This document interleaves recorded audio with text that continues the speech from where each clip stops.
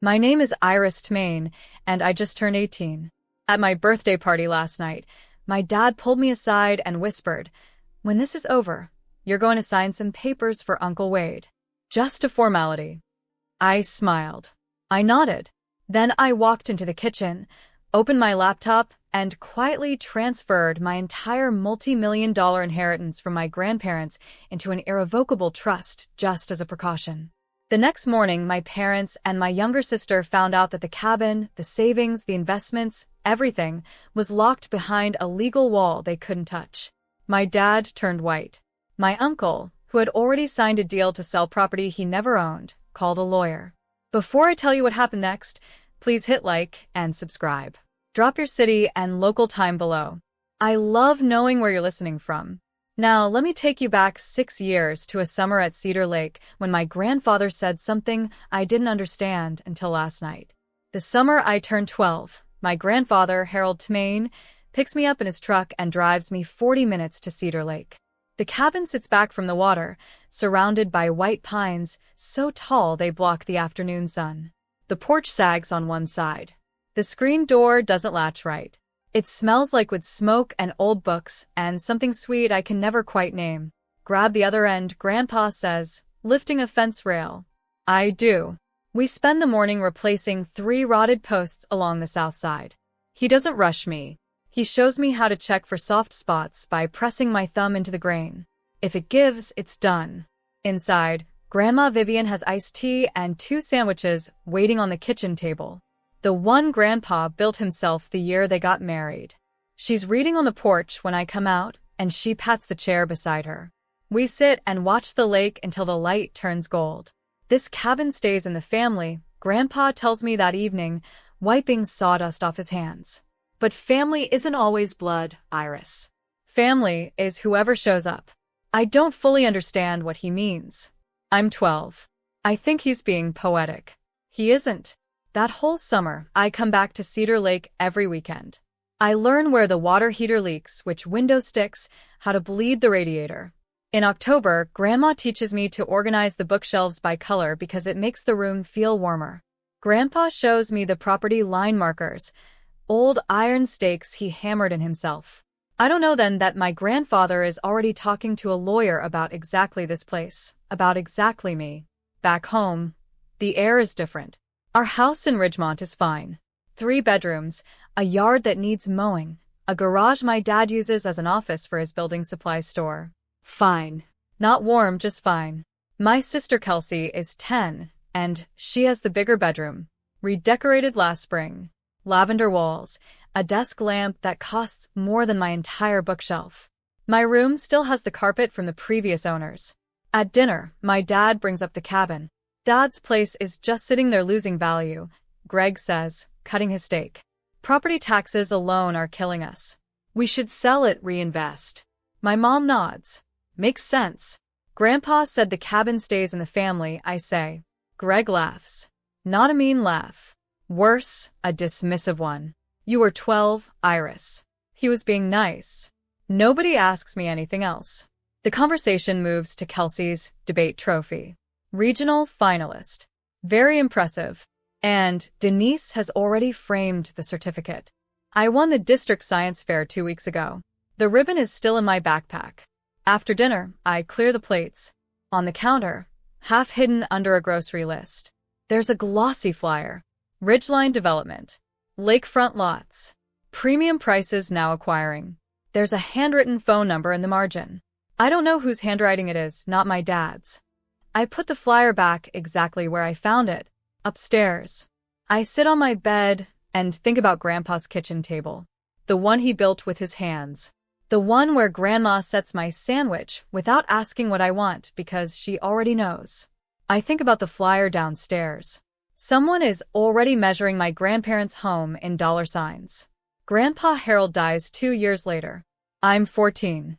The funeral is on a Tuesday. Gray sky, damp grass, folding chairs that sink into the lawn. I sit in the second row holding his handkerchief, blue plaid, frayed at the edges, smelling faintly of pine. At the reception, I notice Greg and his brother Wade standing by the dessert table, not eating, talking low. WD has a folder tucked under his arm. Greg keeps nodding. I catch one sentence from Wade. We should move on this before probate gets complicated. They're talking about the cabin at the funeral. I say nothing. I'm 14.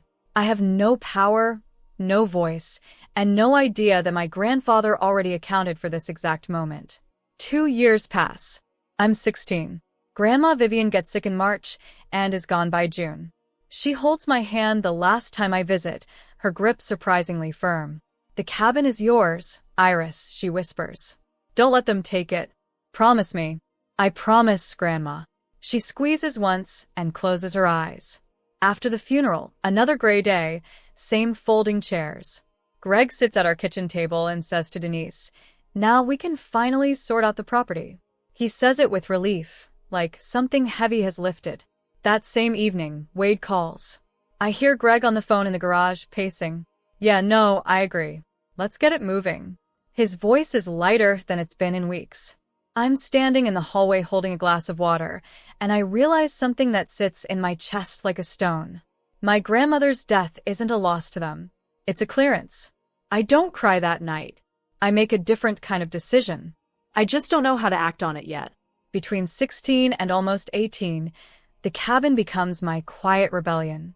Every Saturday morning, I drive out to Cedar Lake in a used Honda I bought with babysitting money. I patch the porch screen. I replace the weather stripping on the back door. I sweep pine needles off the roof because Grandpa taught me that's how leaks start. At home, the conversations shift. The cabin stops being Grandpa's place and starts being the family property. Greg says this at dinner like it's always been true. Wade shows up more often now, every other Sunday. Sometimes with manila folders, sometimes with a laptop open to real estate listings. I try once. What about Grandma's wish? She wanted me to keep it. Denise puts down her fork gently, the way she does before correcting Kelsey's homework. Your grandma was emotional at the end, sweetie. This is business. Business. That's the word they use for everything that used to be love. By 17, Greg starts being more direct.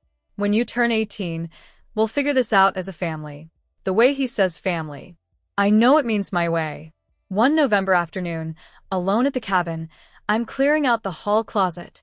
Behind a stack of old quilts, I find a sealed envelope in Grandma Vivian's handwriting. My name on the front. Inside, a single business card. Margaret Caldwell, attorney at law.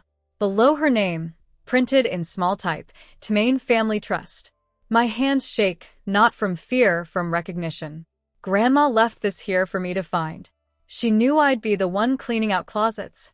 Not Greg, not Wade, me. I slip the card into my wallet. I don't call. Not yet. 3 months before my 18th birthday, Margaret Caldwell calls me first. The call comes on a Thursday evening in February. I'm in my room doing Cal homework when my phone shows an unknown number with a local area code. Iris, this is Margaret Caldwell. I was your grandparents' attorney. Her voice is steady, professional, and careful, like someone who's rehearsed this opening. I need to speak with you before your birthday. There are things you need to know, and there isn't much time. She tells me to meet her the following Saturday at her office downtown. Alone I go. Margaret Caldwell is in her late 50s, silver-haired with reading glasses on a chain around her neck. Her office is small, organized, and smells like old paper and coffee. She sits across from me and opens a folder. Your grandparents hired me 6 years ago, she says. They established an irrevocable trust. The cabin, a savings account, and an investment portfolio. Total value, approximately $2.1 million. All of it is held in the trust. You are the sole beneficiary. I feel the room tilt slightly. My grandparents left me everything. They transferred it into the trust while they were alive. Legally, it never entered their estate. It can't go through probate. Your father and uncle have no claim. She slides a document across the desk. A summary of the trust. My name on the second line. The title to the cabin was recorded under the trust at the county recorder's office 6 years ago. Your father doesn't know that. Why didn't they tell him? Margaret pauses. Your grandfather said, and these are his words, my sons will sell that cabin before the funeral flowers wilt. The room is quiet. I stare at the paper with my name on it. There's something else. Margaret says someone has been making inquiries at the county recorder's office about the cabin's title within the last month. I start paying attention after that meeting. Not suspiciously, just quietly. The next Sunday, Wade comes over for dinner. Afterward, he and Greg disappear into the garage. The door is open a crack. Not enough to see, but enough to hear. WD's voice. I already signed the purchase agreement with Ridgeline 450. But we need the title clean before closing. Greg, how do we get it clean? Quick claim deed. Dad's gone. Mom's gone. We're the legal heirs. We quick claim the property to ourselves, record it, and sell. Is that legal? It's a standard real estate transfer between heirs. Nobody's going to question it. A pause, then Greg. Quieter. What about Iris? My chest tightens. Wade's answer comes fast, like he's already thought about it. She's 17, Greg. She can't do anything. And by the time she's 18, the sale goes through. Done deal. She'll be upset. She'll get over it. We'll give her a cut. 50 grand for college. She should be grateful. I step back from the garage door. My hands are cold. Wade has already signed a purchase agreement. $450,000 with a development company for a cabin he doesn't own on land held in a trust he doesn't know exists. That night, I sit on my bed and text Margaret 2 words. They're accelerating. Her reply comes in 3 minutes. I expected that. Come see me Saturday. We'll prepare everything you need. I close my phone and stare at the ceiling. In the next room, Kelsey is watching a show, laughing at something. Downstairs, my parents are loading the dishwasher, talking about weekend plans like nothing is happening. And in the garage, somewhere in WD's folder, there's a contract that's already worthless. He just doesn't know it yet. Saturday, Margaret's office. She lays out the timeline on a legal pad, drawing lines between dates like a battle plan. The cabin title is already under the trust. If Wade files a quick claim deed, the county recorder should reject it because the chain of title won't match. The property hasn't been in your grandparents' personal name for 6 years. But if he submits additional documentation, an affidavit of heirship, maybe a falsified death certificate, he could create what's called a cloud on title that won't give him ownership, but it could tie the property up in litigation for a year or more. So I have to act first. You have to act on time. She taps the calendar. The moment you turn 18, you're a legal adult. You can formally accept the role of successor beneficiary. Once you sign, I file a list pendants, a public notice of legal interest, at the county recorder's office first thing the next morning. That freezes the title. Nobody can record anything against it. I nod. What do I need to do? Show up, sign one document.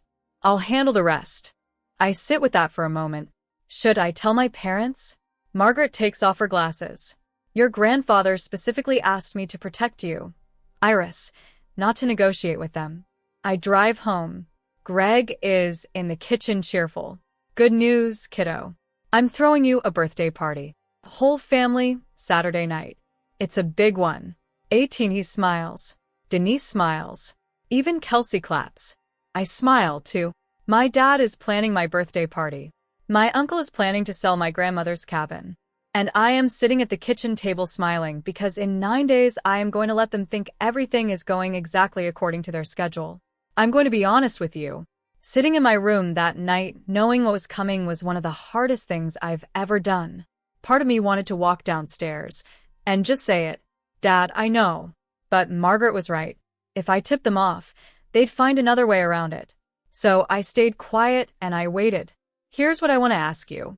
Have you ever had to stay silent to protect yourself even when every part of you wanted to speak up? Tell me in the comments. I read them. And if you haven't already, hit that subscribe button because this story is about to turn. 5 days before my birthday, my mom sits down next to me on the couch. She's using her let's talk like adults voice. Soft practice, slightly rehearsed. Now that you're almost 18, Denise says there are some family decisions we should make together. Together. The word lands like a costume. The cabin costs money to maintain. She continues. Taxes, insurance, repairs. Your dad's business has been struggling. And if we sell, we could pay off the debt and set up a college fund for you and Kelsey. Both of you. Grandma wanted me to keep it. Denise's expression shifts. A flash of impatience quickly smoothed over.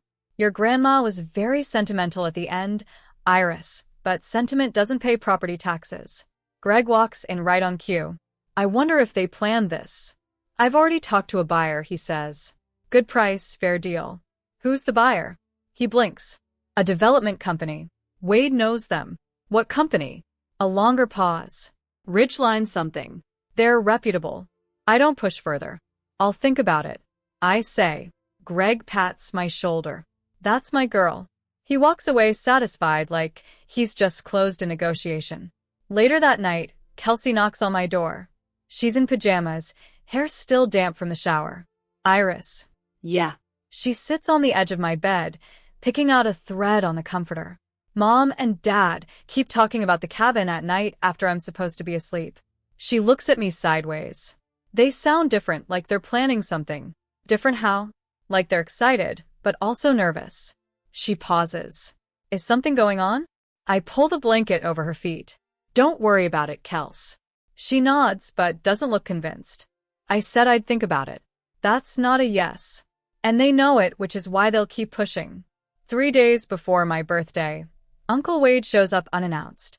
He catches me in the driveway as I'm coming back from the grocery store. Casual clothes, big smile, leaning against his car like he just happened to be in the neighborhood.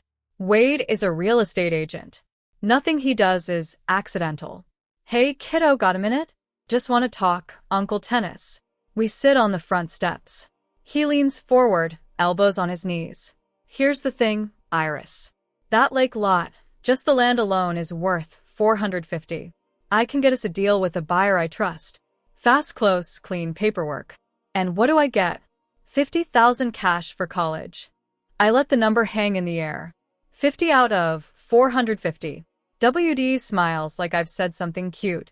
You're 18, Iris. 50 grand is a lot of money for someone your age. Most kids would jump at that. Whose name is on the deed, Uncle Wade? The smile freezes just for a second. A flicker behind the eyes, a micro adjustment. Then it's back. Your grandparents, but they're gone now. Passes to your dad, and me as next of kin. That's not how it works. I know it. He should know it. He sells houses for a living, but he's counting on me not knowing. I'll think about it, I say again. Wade stands, brushes off his jeans. Don't overthink this one, Iris. Opportunities like this don't wait. He drives away. Before he's even at the end of the street, he's on the phone. I can see his mouth moving through the driver's window. That night, I text Margaret again. They're accelerating. She replies, stay the course. 3 more days. 3 more days. I can do 3 more days. The night before my birthday, I drive to the cabin alone. The road is quiet. Cedar Lake sits flat and dark under a half moon, and the pines along the bank look like cutouts against the sky. I park in the gravel patch Grandpa leveled himself, walk up the porch steps. Second one still cacks, and sit in the chair next to the one that used to be his. The air smells like rain and pine resin. I check my email. Margaret has sent the full document package, the acceptance of successor beneficiary form, the beneficiary designation confirmation, a 1-page summary of the trust terms, everything formatted, flagged with sticky tabs, ready for a signature, my signature. At midnight, I read each document twice. Then I closed my laptop and listened to the lake. Grandpa used to sit right here and say, patience isn't weakness, Iris. It's timing. I always thought he was talking about fishing. The tears come without warning. Not a collapse, not a breakdown, just a quiet overflow that I let happen. I cry because I wish this were different. I wish my dad had been the kind of man who would have taken me fishing at this lake instead of calculating its resale value. I wish my mom had asked me what I want instead of telling me what's practical. I wish I didn't have to sign a legal document at midnight to protect myself from the people who are supposed to protect me. But wishes don't hold up in court. Trust documents do. I wipe my face, lock the cabin door, drive home, lie down in bed, set my alarm for 11:45 p.m. In 6 hours, I turn 18. In 7, my family finds out that the cabin was never theirs to take. 11:50 p.m. My bedroom door is closed. The house is silent. Greg and Denise went to bed an hour ago, and Kelsey's light went off at 10 o'clock. I open my laptop and connect to the video call. Margaret appears in her home office, reading glasses on a stack of papers lit by a desk lamp. Ready? Ready? When the clock hits midnight, you're a legal adult in every sense that matters. I'll walk you through the signing. She goes through it one more time, clear and precise. I sign the acceptance of successor beneficiary form, a single-page document that confirms I'm formally receiving the trust my grandparents created. From that second forward, every decision about the trust's assets runs through me and Margaret as co-decision makers. Now, she says, first thing tomorrow morning, 8 a.m., I'll go to the county recorder's office and file a lease pendants. That's a public notice that says there's a legal interest pending on the property. Once it's recorded, no one can sell, transfer, or encumber the title while it's active. What if they've already filed something? Then whatever they filed will be flagged. The chain of title will show the trust recorded 6 years ago, not your father. Any conflicting document gets kicked back. I look at the signed paper in my hand. My name in ink. My grandparents' names in print above mine. Margaret's voice softens just slightly. This isn't a trick, Iris. This is your grandfather's last gift. You just had to be old enough to accept it. The clock on my laptop reads 12:03 a.m. I'm 18. I'm the legal beneficiary of the Tamain Family Irrevocable Trust. And downstairs in the garage, my uncle's quitclaim deed is already a dead document. He'll find that out in about 9 hours. Across town in the kitchen of a rented duplex, Wade Tamain is printing documents. I don't know this at the time. I piece it together later from what the county clerk told Margaret and what Greg eventually admitted during one of our harder conversations. But here's what happened that same night. While I was signing my acceptance form upstairs, Wade printed a quitclaim deed, a one-page form that transfers property rights from one party to another without any warranty of ownership. Legitimate when used correctly, criminal when the person signing it has no rights to transfer. He called Greg at 11:30 p.m. Everything's ready. We file at 9. The recorder's office opens at 8, but I want to make sure Iris is distracted with birthday stuff first. Greg, you sure about this? Wade, they're dead. Greg, we're next of kin. It's simple. It wasn't simple. It was forgery dressed up in standard real estate language. Wade also had a second document open on his laptop. A purchase agreement with Ridgeline Development, LLC. Purchase price $450,000. Closing date 30 days after the quitclaim deed was recorded. If Wade couldn't deliver a clean title within that window, he'd owe Ridgeline a $45,000 penalty, plus damages. He'd signed that agreement 2 months earlier. Before my grandparents' title had even been fully searched, before he'd verified that the property was in the estate at all, he assumed it was. He assumed nobody had planned otherwise. Wade had bet nearly $500,000 on a piece of paper that didn't belong to him. He just didn't know it yet. And in 9 hours, when he walked into the county recorder's office with his quitclaim deed and his confident handshake, he was going to find out that the entire chain of title told a different story. My birthday party starts at 4 in the afternoon. The living room is full, maybe 20 people. Neighbors, a few of my parents' friends from church, 2 of Greg's old business contacts, Kelsey's best friend's family. Nora Beckett from next door to the cabin is here too, sitting near the window with a glass of lemonade and sharp, watchful eyes. There are balloons, a banner that says Happy 18th in silver letters, a sheet cake from the bakery on Main Street. I smile. I thank everyone. I open small gifts, a journal, a gift card, a picture frame. In my jacket pocket, folded into a neat square, is the signed acceptance form from last night. I don't touch it. I don't need to. It's already done. Greg stands up near the cake table and taps his glass. The room quiets. I just want to say Iris is officially an adult today. Denise and I are so proud of her. He pauses, looking around the room. And as a family, we have some exciting plans for the future. He looks at me and smiles. Right, Iris? Every face in the room turns toward me. Thanks, Dad, I say. Nothing more. Greg waits a beat, then laughs it off and raises his glass. The room follows. Conversation resumes. From the corner of my eye, I see Wade by the front door, checking his phone, typing something fast with both thumbs. Nora catches my arm as I pass by the window. She leans in close, smelling like lavender hand cream. "Your grandmother would want you to know something," she says quietly. "I saw your uncle at the cabin last week with two men in suits. They were walking the lot line with a measuring tape. WD brought the buyers to the property before he even had the title. That's how confident he was." After the cake is cut and the plates are passed around, Greg stands again. This time, his voice is louder, more deliberate, the voice of a man who's been waiting for an audience. "Before we wrap up, I want to share something with everyone." He puts his hand on Denise's shoulder. "Our family has been going through a tough time financially. Some of you know about the store. It's been hard." Sympathetic murmurs. "But Harold and Vivian, my parents, they left us something. The cabin out at Cedar Lake. And as a family, we've decided to sell it to secure everyone's future. We've decided." I feel the words land on my skin like cold water. He's announcing it in front of 20 people, like it's settled. He looks right at me. Iris understands. She knows this is what's best for all of us, right, sweetheart? The room waits. Every eye finds me. Neighbors who've known me since I was small. Nora, with her lemonade. Kelsey half hidden behind the couch. Denise adds, smiling. "It's what responsible families do. We sacrifice for each other." I set my fork on my plate.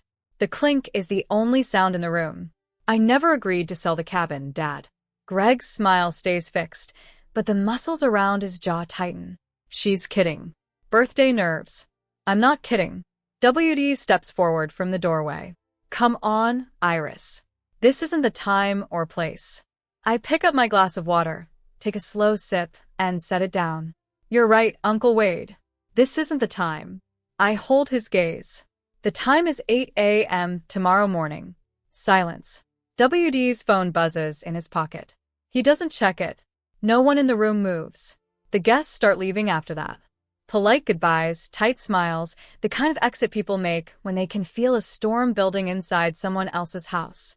Within 30 minutes, the living room is down to family, Nora, and two neighbors who seem unsure whether to go or stay. Denise waits until the front door closes behind the last near stranger, then turns on me in the kitchen. Her voice is controlled, but pitched just loud enough to carry. "Do you have any idea what your father is going through?" She steps closer. "He might lose this house, Iris. Our house? The one you sleep in every night. And you're holding on to a cabin you visit on weekends." "I visit every weekend, Mom. That's not the point." She presses her palms flat on the counter. "We are a family. Families make decisions together. And if you love this family, you wouldn't need a lawyer to tell you what to do." The room goes still. I stare at her. "How do you know about a lawyer?" Denise doesn't flinch. "Wade found the business card in your bag last week." "Margaret Caldwell." "Who is she?" "Iris." My stomach drops. Not from fear, but from the realization that they've been going through my things, searching for something they could use. Before I can answer, Nora Beckett's voice cuts through from the kitchen doorway, even and firm. "That girl has every right to talk to a lawyer, Denise. Vivian would have wanted that." Denise wheels around. "This is a family matter, Nora. Please." Nora doesn't move. She looks at me, then back at Denise.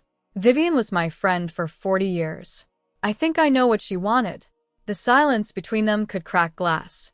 I don't say another word. I don't need to. Not yet. Nora leaves. The neighbors slip out behind her with quiet goodbyes. Now, it's just the five of us. Greg, Denise, Wade, Kelsey, and me. Greg closes the kitchen door. The fluorescent light buzzes overhead.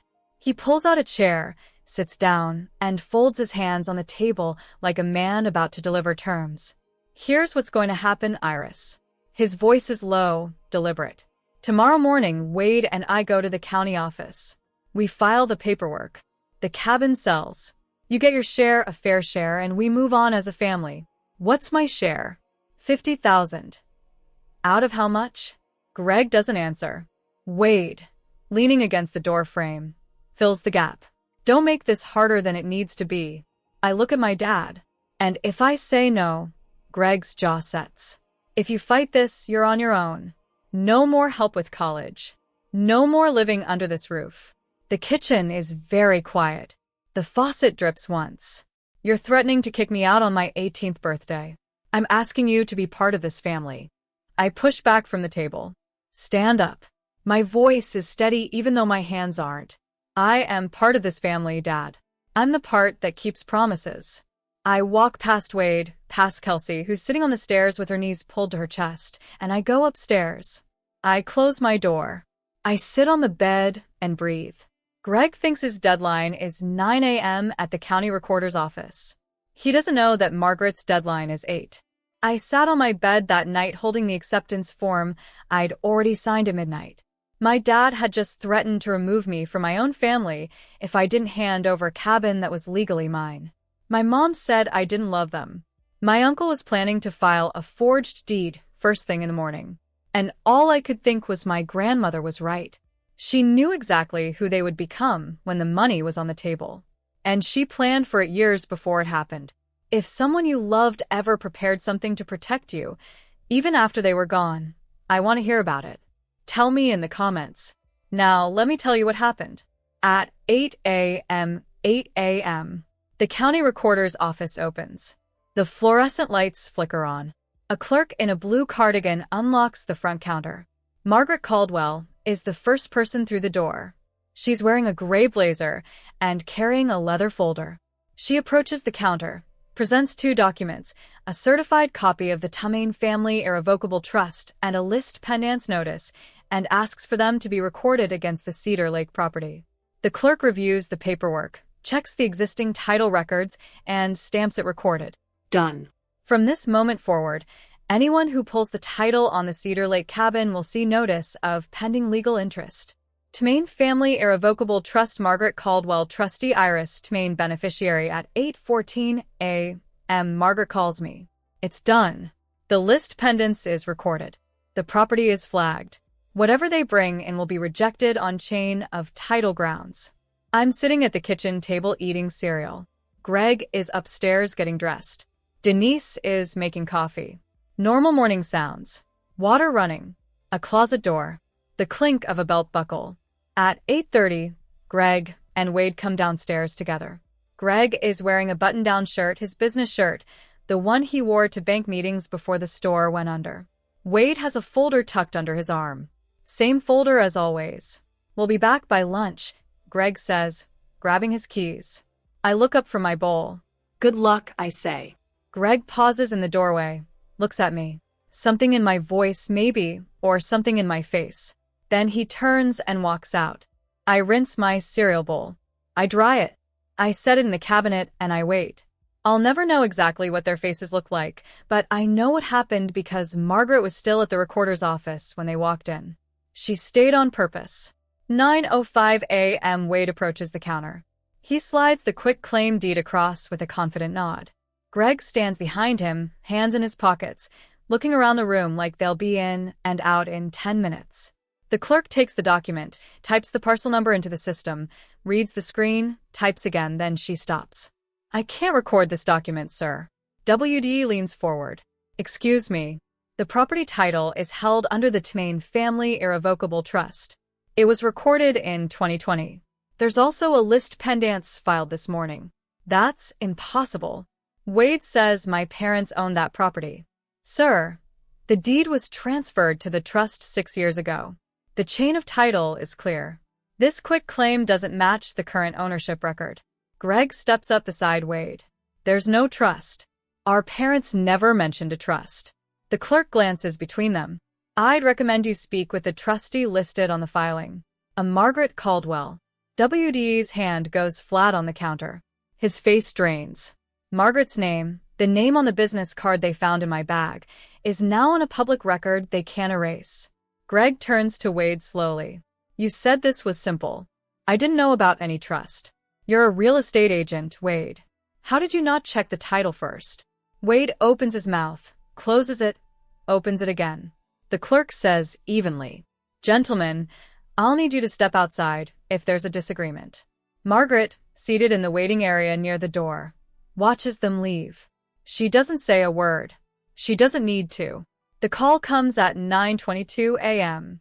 I'm sitting on the porch watching the neighbor's sprinkler arc back and forth across the lawn. What did you do? Greg's voice is tight, shaking.